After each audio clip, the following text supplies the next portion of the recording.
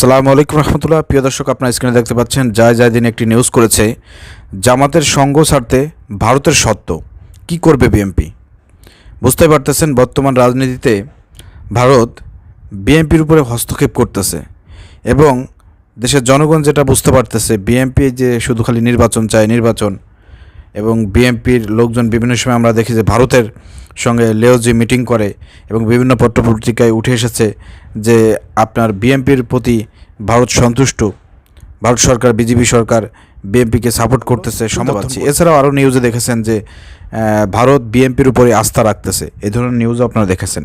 Recently এই নিউজটা কিন্তু একটা হট নিউজ, যে জামাতের সঙ্গ ছাড়তে ভারত যেটা বলেছে যে জামাতের সঙ্গ ছাড়তে হবে, তাহলে বিএনপিকে তারা ক্ষমতায় নিয়ে আসবে। এটা হচ্ছে বাংলা কথা। প্রিয় দর্শক, নিউজের ভিতরে বিস্তারিত বিষয়ে কি বলা হয়েছে, কেন ভারত জামাতকে ছাড়তে বলতেছে, জামাত ছাড়লেই কি ভারত বিএনপিকে সমর্থন করবে? আপনি কি মনে করেন যে বিগত 15-16 বছর ফ্যাসিবাদ সরকারকে, আওয়ামী লীগ সরকারকে ভারত যেভাবে সাপোর্ট করেছে ক্ষমতায় রাখতে, ঠিক অনুরূপভাবে কি বিএনপিকেও ভারত সাপোর্ট করবে? কারণ ভারতের তো পরম বন্ধু হচ্ছে আওয়ামী লীগ। আওয়ামী লীগকে বাদ দিয়ে বিএনপিকে কি ভারত বিশ্বাস করবে? আর ভারত ভালো করেই জানে যে বিএনপি একটি পাকিস্তানপন্থী একটি দল, কারণ বলে থাকে আওয়ামী লীগ হচ্ছে ভারতের দালাল আর বিএনপি হচ্ছে পাকিস্তানের দালাল, এ ধরনের একটা কথা আছে। তো প্রিয় দর্শক, আজকের যে নিউজটি, এটি একটি হট নিউজ এবং বর্তমান রাজনীতিতে খুব কিন্তু এটা নিয়ে অনেক আলোচনা হচ্ছে। তো এই বিষয়ে দিন ভিতরে কী লিখেছে আমরা বিষয়টা একটু আপনাদেরকে পড়ে শোনাচ্ছি। প্রতিবেশী ভারত নিয়ে বাংলাদেশে দীর্ঘদিন ধরে একটা কথা চালু আছে, তারা বাংলাদেশে এতকাল সব ডিম শুধু একটি ঝুড়িতেই রেখেছে, মানে শুধু একটি দলের সঙ্গেই তাদের সম্পর্ক ছিল, আর সেটা হচ্ছে আওয়ামী লীগ। বাংলাদেশের অপর প্রধান রাজনৈতিক শক্তি বিএনপিকে নিয়ে ভারতের যে কোনো কারণেই হোক একটা যে সমস্যা ছিল সে কথা সুবিদিত। দিল্লির নেতা, মন্ত্রী, কূটনীতিকরা অবশ্য যুক্তি দেন অতীতে বিএনপি শাসনামলে অভিজ্ঞতা ভারতের জন্য তেমন ভালো ছিল না, দুপক্ষের মধ্যে আস্থা বা ভরসার সম্পর্ক সেভাবে গড়ে ওঠেনি। আবার উল্টো দিকে বিএনপির পাল্টা বক্তব্য, তারা বাংলাদেশের নতজানু পররাষ্ট্রনীতির বিরোধী, যে কোনো দ্বিপাক্ষিক সম্পর্ককে সম্মান মর্যাদার ভিত্তিতে দেখতে চায়, কিন্তু তাই বলে তাদের ভারত বিরোধী বলে চিহ্নিত করার কোনো যুক্তি নেই।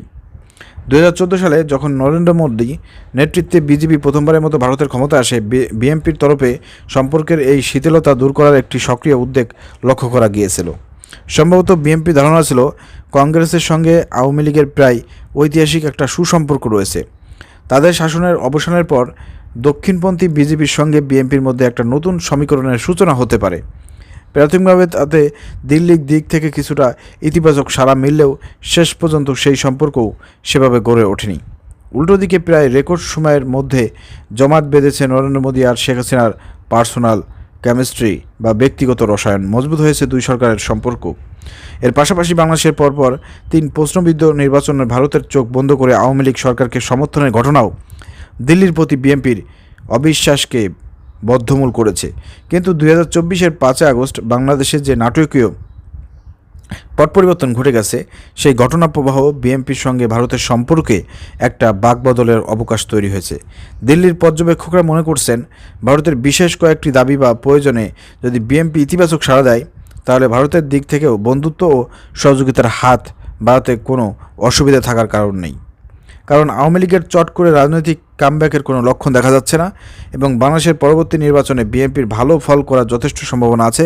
তাই খালেদা জিয়ার দলই যে ভারতের জন্য এই মুহূর্তে সেরা বাজি এবং সম্ভবত একমাত্র বাজি, সেটাও তারা কেউ কেউ মনে করিয়ে দিচ্ছেন।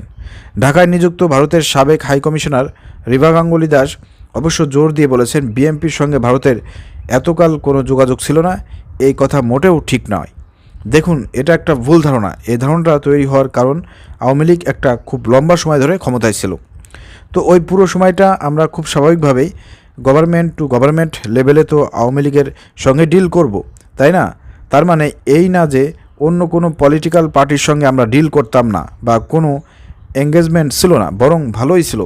তিনি বলেন, আমি নিজে হাই কমিশনার হিসেবে অনেকবার বিএনপি নেতাদের সঙ্গে দেখা করেছি, বহুবার তাদের বলেছি যে আপনারা ক্লারিফাই করুন, এরকম কনভার্সন আমাদের অনেক হয়েছে। এছাড়া সেখানকার তরুণ পার্লামেন্টেরিয়ানদের যে ডেলিগেশন ভারতে আসতো, তাতে বিরোধী দল ও বিএনপির এমপিরা সবসময় থাকতেন।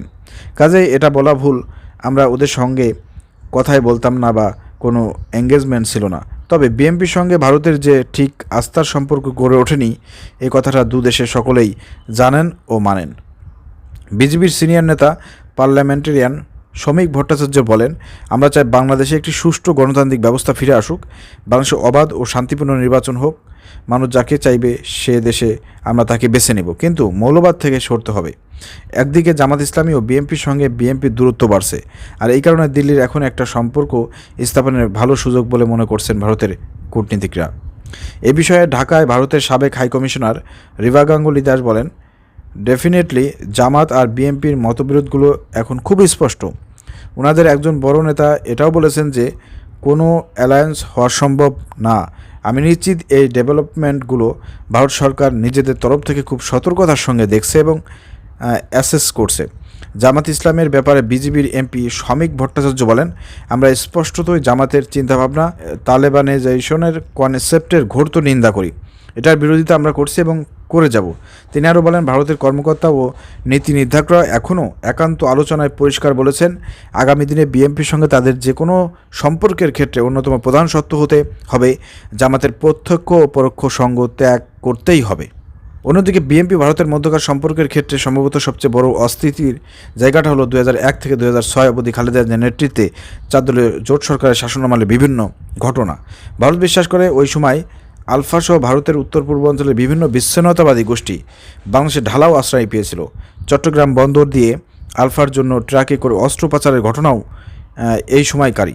নিরাপত্তা বিশ্লেষক শান্তনু মুখার্জি আবার মনে করেন, নির্বাচনে জিতে বাংলাদেশের ক্ষমতায় এলে বিএনপি সেই পুরনো রেকর্ড অবশ্যই বদলাতে পারে এবং ভারতও তখন উপযুক্ত সাড়া দিতে প্রস্তুত থাকবে।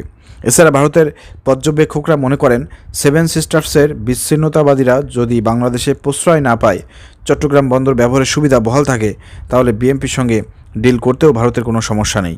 এদিকে নির্বাচন নিয়ে অতীতের অভিজ্ঞতা থেকে শিক্ষা নিয়েই হোক বা অন্য যে কোনো কারণেই হোক, ভারত নির্বাচনের আগে অন্তত বাংলাদেশের বিশেষ কোনো দলের প্রতি প্রচ্ছন্ন সমর্থন জানানো হবে না।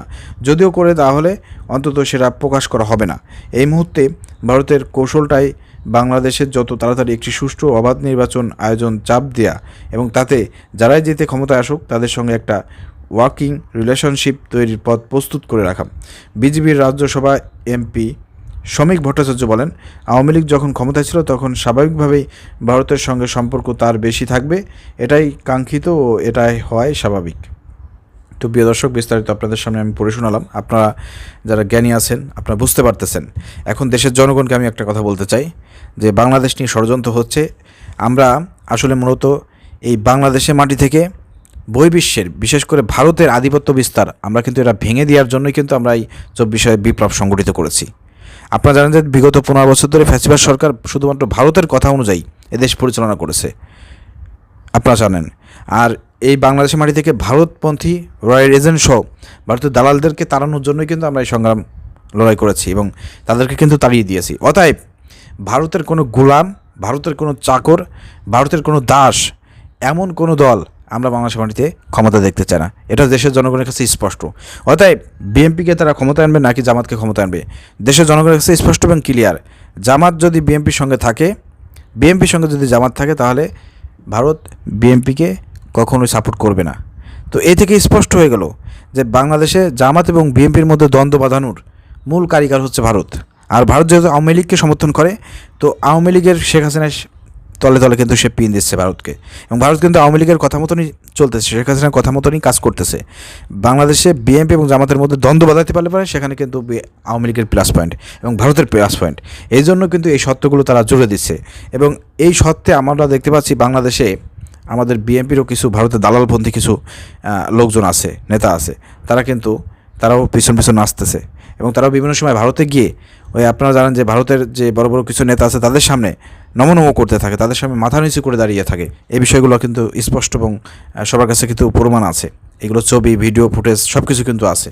তো আগামীতে দেশের জনগণকে বলবো, আপনারা এদেশে ভারতের আধিপত্য বিস্তার হোক এরকম কোনো দল এবং ভারত যাদেরকে পছন্দ করে এরকম দলকে আপনারা আগামীতে ক্ষমতায় আনবেন না। আনলে পরে আবারও যে দলটি ক্ষমতায় থাকবে তাদেরকে আওয়ামী লীগের মতন ফ্যাসিবাদ তৈরি করতে ভারত কিন্তু সর্বোচ্চ প্রচেষ্টা করবে এবং সহায়তা করবে। যেমনভাবে বিগত 15 বছর ধরে 3টা যে অবৈধ নির্বাচন হয়েছে সেই নির্বাচনকে ভারত সবসময় বৈধতা দিয়ে এদেশে আওয়ামী লীগ সরকারকে ক্ষমতায় রাখার জন্য সর্বোচ্চ চেষ্টা করেছে। অতএব এই বিষয়ে আপনারা সিদ্ধান্ত গ্রহণ করবেন আগামীতে আপনারা কোন দলকে ক্ষমতায় আনবেন। প্রিয় দর্শক, ভিডিও শেয়ার করে দেবেন। আসসালামু আলাইকুম রহমতুল্লাহ।